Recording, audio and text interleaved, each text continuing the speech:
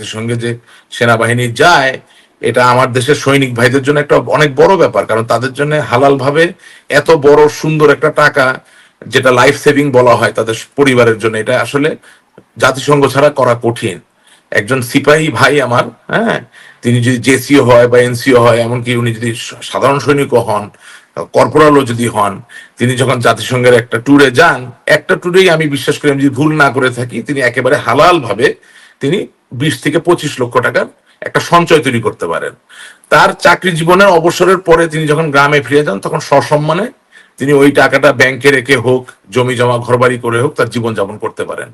সেনাবাহিনীর একজন সৎ অফিসার, যিনি let's say starting from lieutenant onwards up to let's say colonel, brigadier and all that, বা major general, তারাও কিন্তু যারা একেবারে সৎ আর্নিং এর উপর নির্ভর করে, তাদের জন্য এটা একটা বিরাট বড় প্রাইজ যে উনি জাতিসংঘে যাচ্ছেন, সার্ভ করছেন, তার নর্মাল যে আর্নিং, সে আর্নিং এর 3 to 4 টাইমস বেশি পাচ্ছেন, এবং ফিরে আসার পর এটা দিয়ে সসম্মানে ডিগনিটির সাথে তিনি বসবাস করতে পারছেন। এখন আমরা যখন আমাদের রাজনৈতিক প্রেক্ষিতকে সুদৃঢ় করতে গিয়ে এই সেনাবাহিনীর এই ঘটনাগুলোকে বেশি কাদা ছোড়াছড়ি করা শুরু করব, তখন যদি এত বড় একটা লার্জ ওয়েপনাইজড ফোর্স যদি ব্রেকডাউন করে কোনো একটা পর্যায়ে, বাংলাদেশটা কি থাকে? তো বাংলাদেশটা যদি না থাকে, আপনি টকশোটা কার জন্য করবেন? আওয়ামী লীগ, বিএনপি, জাতীয় পার্টি, জামাত? নো। তখন আপনি সোমালিয়ার মতো একটা ধ্বংসপ্রাপ্ত অকার্যকর বাংলাদেশের জন্য এই প্রোগ্রাম করবেন। সো আমাকে সরি, আপনাকে একটু ইন্টারফেয়ার করতেই হচ্ছে আমার। সেটি হচ্ছে যে প্রশ্নটি আমি বারবার করি, আমার দেশের সেনাবাহিনীর দায়িত্বটি কি? স্বাধীনতা সার্বভৌমত্ব রক্ষা করা না? তাদের কাজ কি? আপনি আমার কথা শেষ করতে দেন, আপনি আমার কথাটা শেষ করতে দেননি। আমি তো এটাই বলছি, এটা দুঃখজনক যে তাদের কাজ স্বাধীনতা সার্বভৌমত্ব রক্ষা করা, কিন্তু তাদেরকে তো আমরা স্বাধীনতা সার্বভৌমত্বের কাজে না লাগিয়ে বিভিন্ন দল বিভিন্ন সময় নিজের কাজে লাগাচ্ছে। আমি যে কথাগুলো বলতে চাচ্ছি, আপনি যদি অনুধাবন করেন আমাকে ভাই মনে করে, আপনি দেখবেন আপনি আমি এক জায়গায় আছি কিন্তু, হ্যাঁ। এবং সবচেয়ে বড় কথা কি, সেনাবাহিনীর যেই ভাইয়ের আক্রমণে আপনি আক্রান্ত, সেটা জুলাই মাস হোক, অগাস্ট মাস হোক, আর এখন কোন মাস, এখন ধরেন আবার আবার জুলাই মাস, রাইট? আমি 1 বছর আগে এবং এখন কথা বলছি, সেই ভাইটার নেতৃত্ব বেছে নেওয়ার সিদ্ধান্ত কি তার হাতে? এটা কি কোনো গণতান্ত্রিক বাহিনী? সেনাবাহিনীর আজকে প্রধান যে নেতৃত্বের জায়গায় যারা আছেন, তাদেরকে ওই জায়গায় বসিয়েছেন কে? আপনি আসল প্রশ্ন যদি করেন, তাহলে তো অনেক কথা আসবে যেগুলো আমাদের ভালো লাগবে না। আপনি সেনাবাহিনীকে সার্বভৌমত্ব স্বাধীনতা রক্ষা করার কাজে আপনার ব্যবহার করার কথা। সেনাবাহিনীর নেতৃত্ব বেছে নেওয়ার কোনো গণতান্ত্রিক প্রক্রিয়া নাই। গণতান্ত্রিক প্রক্রিয়ায় নির্বাচিত রাজনৈতিক নেতারা যারা বিভিন্ন নির্বাহী ক্ষমতার অধিকারী হবেন, এখানে বলাই বাহুল্য যে মাননীয় প্রধানমন্ত্রী নাম্বার 1 পার্সন যিনি এই সিদ্ধান্তগুলো নিতে পারেন, যিনি সেনাবাহিনীর প্রধান হবেন, সেনাবাহিনীর দ্বিতীয় প্রধান হবেন, তৃতীয় প্রধান হবেন, রাইট? এখন যদি আমাদের ইনিশিয়াল সিলেকশন ভুল হয়ে থাকে, তাহলে আপনি সেনাবাহিনীর কাছে কি চাইতে পারেন? আপনি একটা হাসপাতাল নির্মাণ করেছেন, আপনি হাসপাতালে ডাক্তার চাকরি দিবেন, ডাক্তার চাকরি দেওয়ার সময় খুঁজে খুঁজে সবচেয়ে বাজে ডাক্তারগুলো একটা চাকরি দিলেন, তাহলে ওখানে চিকিৎসার মান আপনি কি খুঁজে পাবেন? তাইলে আপনি কাকে দোষ দিতে চাবেন? নার্সকে, ওয়ার্ড বয়কে, যে রোগীকে ঠেলে হুইল চেয়ারে ঠেলে নিয়ে তাকে দোষ দিবেন, নাকি যেই বাজে ডাক্তারটা আপনি অ্যাপয়েন্ট করেছেন নিজে জেনে শুনে তাকে দোষ দিবেন? আমি যেটা বলতে চাচ্ছি যে আসলে এগুলো তো খুব জটিল পরিস্থিতি। হ্যাঁ, প্রথম কথা হচ্ছে যে জটিল পরিস্থিতি তো অবশ্যই, কিন্তু আপনি যে আলোচনাটা করছেন এটা একটা তাত্ত্বিক আলোচনা, রাইট? আমি তাত্ত্বিক আলোচনা, জি, আমি তাত্ত্বিক আলোচনা করি, কারণ তাত্ত্বিক আলোচনা ছাড়া, তাত্ত্বিক আলোচনা এতদিন হয় নাই বলেই তো 5ই আগস্ট হয়েছে, এই অবস্থা হয়েছে। আপনি যদি সেই তাত্ত্বিক আলোচনায় যেতেই চান, তাহলে আমাদেরকে যেতে হবে যে আমাদের সেনাবাহিনী তাদের ট্রেনিং এর কারিকুলাম কারা তৈরি করে, ম্যানুয়াল ট্রেনিং এর কারিকুলাম না। না, আমি কি বলেছি আপনি তো আবার বলি আপনার সুবিধার্থে। আমাদের সেনাবাহিনী যাকে আপনি দোষারোপ করার চেষ্টা করছেন, আমি দোষারোপ আপনাকে করতে দিতে পারি না, কারণ কি আমি বলি সেনাবাহিনী, আমাদের সেনাবাহিনীকে আপনি দোষারোপ করার চেষ্টা করছেন, বা সেনাবাহিনীর যে লিডারশিপ,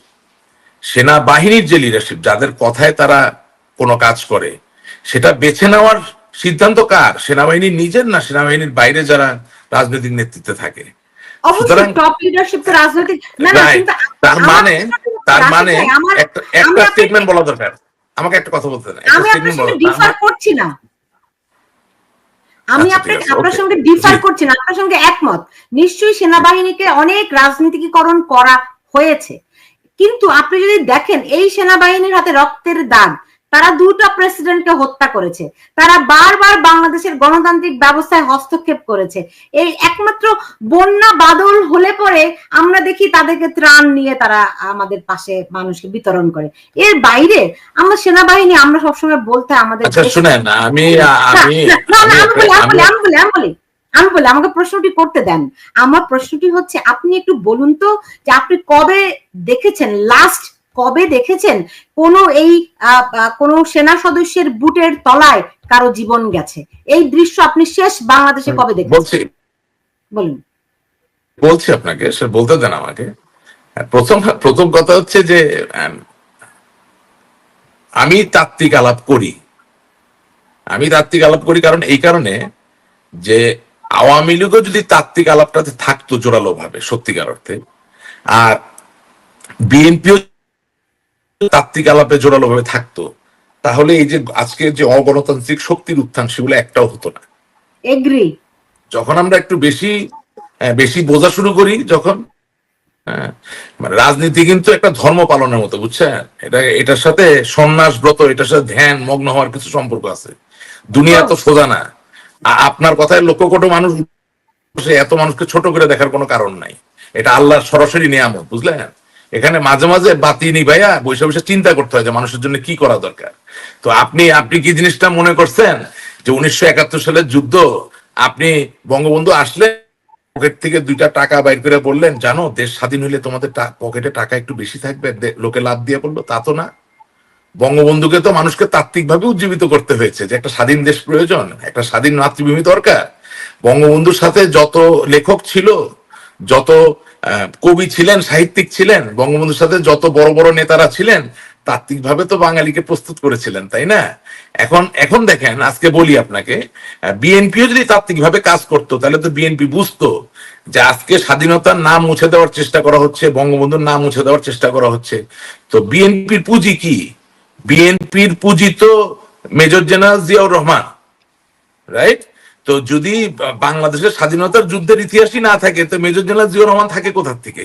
ওই তাত্ত্বিক চিন্তা না করলে বিপদ আসবে সামনে, তাত্ত্বিক চিন্তার প্রয়োজন আছে। এখন আপনি যে সেনাবাহিনীর বুটের কথা বললেন, আমি তো আমার কথা শুনতে পারছেন আশা করি। আমি তো বললাম যে 2024 সালের জুলাই আগস্ট মাসেই তো আমি দেখেছি সেনাবাহিনীকে নামানো হয়েছে, গুলি করানো হয়েছে ছাত্রদের এগেইনস্টে।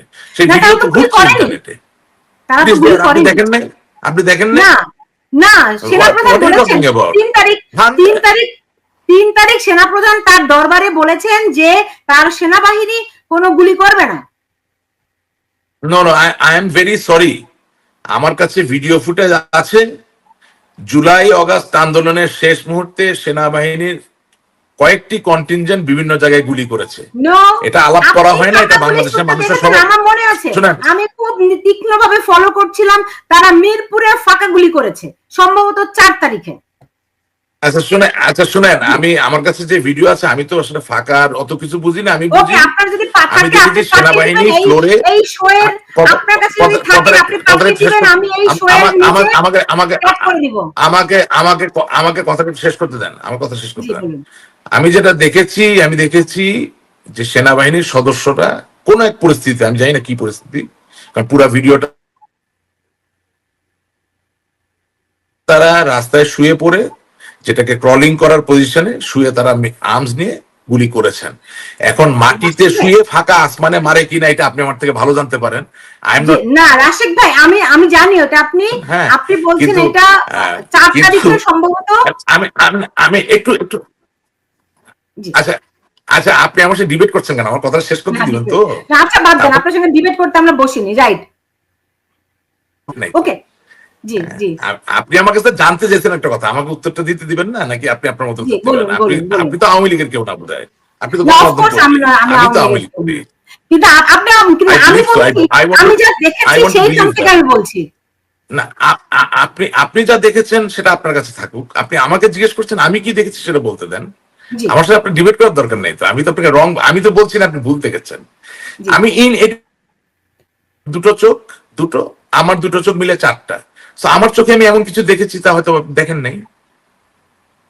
আমি হয়তো কিছু একটা দেখেছি যেটা আপনি দেখেন, আমি সেটা বলার চেষ্টা করছি, আমাকে বলতে দেন। জি জি সেটা হচ্ছে মিরপুর না জিগাতলা না কোথায়, সেটাও তো আমি বলছি না। আমি বলছি যে ইন্টারনেটে এমন ভিডিও ঘুরছে যে ভিডিওতে অ্যাপারেন্টলি দেখে মনে হচ্ছে যে সেনাবাহিনী কিছু মানুষের দিকেই গুলি করছে। এখন সেটা কি আত্মরক্ষার্থে প্রয়োজনে নাকি অপ্রয়োজনে সেটা অন্য বিষয়, আমি সে আলাপ যাচ্ছি না।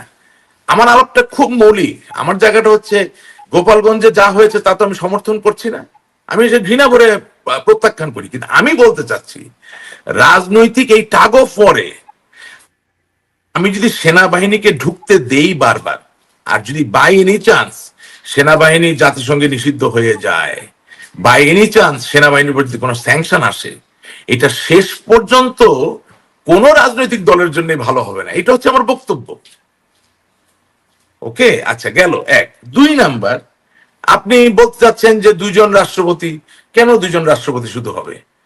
জাতির জনক বঙ্গবন্ধু শেখ মুজিবুর রহমানের হত্যাকাণ্ডের পিছনে সেনাবাহিনী হাত ছিল, right? Major general Khaled Mosharraf 3 দিনের জন্য ক্ষমতা নিয়েছিলেন, তার প্রয়াণে তাকে হত্যা করার পিছনে সেনাবাহিনী হাত ছিল। মেজর জেনারেল জিয়াউর রহমান বাংলাদেশের রাষ্ট্রপতি ছিলেন, তার হত্যাকাণ্ডের পিছনে রাষ্ট্রপতির হাত, সেনাবাহিনীর হাত ছিল। এমনকি হুসেইন মোহাম্মদ এরশাদ তিনি যে ক্ষমতার থেকে পড়ে গেলেন সেটার পিছনেও সেনাবাহিনীর হাত ছিল।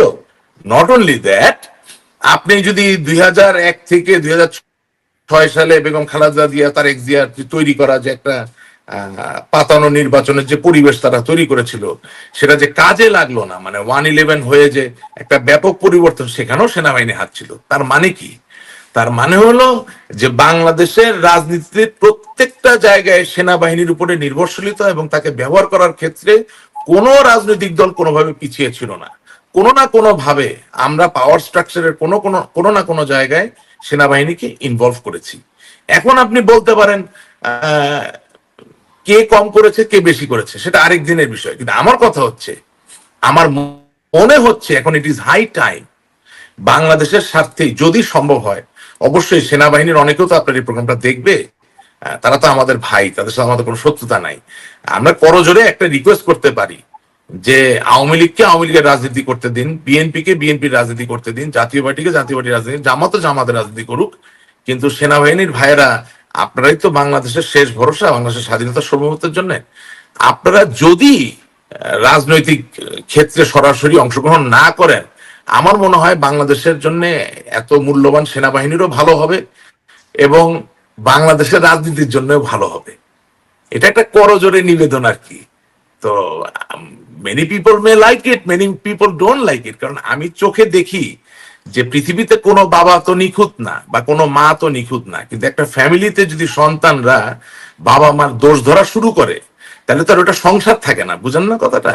তো এখন আপনার দেশের সেনাবাহিনী 10টা সেনাবাহিনীতে একটাই তো সামরিক বাহিনী, একটা বিমান বাহিনী, একটা নৌবাহিনী, একটা সেনাবাহিনী। এটা নিয়েও যদি এখন আমরা ঘাটাঘাটি শুরু করে দিই আমাদের ক্ষমতার লিপ্সার কারণে বা আমাদের ক্ষমতা কেন্দ্রিক জিজ্ঞাসার কারণে, আর তারপর যদি টার্নিস্ট হয়ে কোনো খারাপ দিকে মন নেয় তাহলে দেশটাই থাকে না, সমস্যা হয়ে যায়। সেটা অনেকে আবার চায়, বাইরে থেকে চায় যে বাংলাদেশের সেনাবাহিনী না থাকুক, বাংলাদেশের সার্বভৌমত্ব স্বাধীনতা না থাকুক। আমি সেই জায়গার থেকে কথাটা বলছি। আমি যত দূরেই থাকি, আমার দল যদি ক্ষমতায় নাও থাকে, আমি বাংলাদেশ ভালো থাকুক চাই। নিশ্চয়ই আপনি ভালো বলেছেন, এটাই আসলে হওয়া উচিত। সেজন্য কিন্তু দেখেন আমরা সাংবাদিকতায় আমাদের একটা এথিক্যাল জায়গায় একটা বিষয় হচ্ছে আমরা কখনো সেনাবাহিনীকে ঘাটাঘাটি করি না। আমরা সাধারণত এবং তাদেরকে আমরা সবসময় উজ্জীবিত করার জন্যই বলি দেশপ্রেমিক সেনাবাহিনী। I understand that. কিন্তু আপনি একটু দেখেন তো, আজকে আমি শেখ হাসিনার একটি বক্তব্য শুনছিলাম যেখানে আমি প্রথমবারের মতো তার কণ্ঠে সেনাবাহিনীর প্রতি হতাশা শুনলাম। তিনি বলছিলেন যে তিনি ভেবেছিলেন যে সেনাবাহিনী আমাদের সেনাবাহিনী বাংলাদেশের সেনাবাহিনী, মানে তিনি ভেবেছিলেন এই সেনাবাহিনী বাংলাদেশের সেনাবাহিনী, তিনি ভেবেছিলেন। কথাটা বুঝেন? মানুষও তো তাই, হ্যাঁ, মানুষও তাই ভাবে। এখন এখন বাংলাদেশের প্রতিরক্ষা মন্ত্রণালয়ের যিনি প্রতিরক্ষা মন্ত্রী তিনি তো আমার মাননীয় প্রধানমন্ত্রী শেখ হাসিনা ছিলেন 15 বছর, তার আগে বেগম খালেদা জিয়া ছিলেন। তো তাইলে সেনাবাহিনী যদি আমার সেনাবাহিনীর মতো বিহেভ না করে, আমার সেনাবাহিনীর মতো তার যদি ব্যবহার না হয়, তাহলে এটা শেষ দায়ভারটা আসলে কার কাছে গিয়ে পড়তেছে? I am confused, I don't know where you are trying to get at. কিছু প্রশ্ন তো নট গুড ফর আস। আপনি যে প্রশ্ন নিজে উত্তর দেন না প্রশ্নটার, মানে আমি বারবার আপনাকে একটা কথা বলতেছি, সেনাবাহিনীর যে সিপাহী তাকে ধরে কি করবেন? সে তো তার নেতৃত্ব বাছাই করে না। He is part of A regimented force. আপনার কি আপনি মনে হয় হোয়াট এভার সেনাবাহিনীতে একটা chain instruction of or command আছে?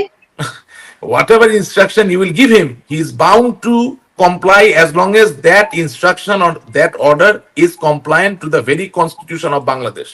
এখন একজন সিপাহী, একজন কর্পোরাল, একজন জেসিও, একজন নন কমিশন অফিসারের জন্য সংবিধানের বই ধরে কোন আদেশটি সংবিধান সম্মত বা সম্মত না, এটা সবসময় বোঝা তো আর সম্ভব হয় না। সুতরাং টার্সিয়ারি